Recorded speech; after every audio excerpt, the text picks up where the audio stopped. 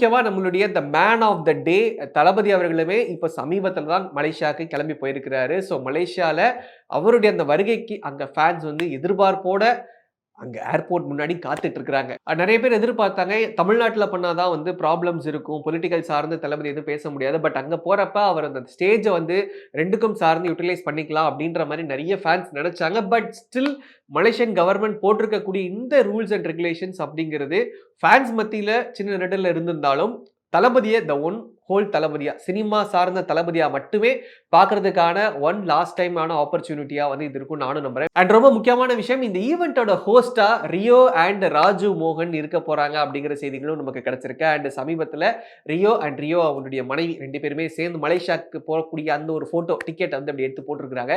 So அதனால நமக்கு நிறைய ஃபேன்ஸ், நிறைய செலிபிரிட்டி ஃபேன்ஸ் விஜய வந்து பார்த்து ரசிச்சு செலிப்ரேட் பண்ணுவோம் எல்லாருமே இன்னைக்கு வந்து மலேசியாவை நோக்கி போயிட்டு இருக்கிறாங்க.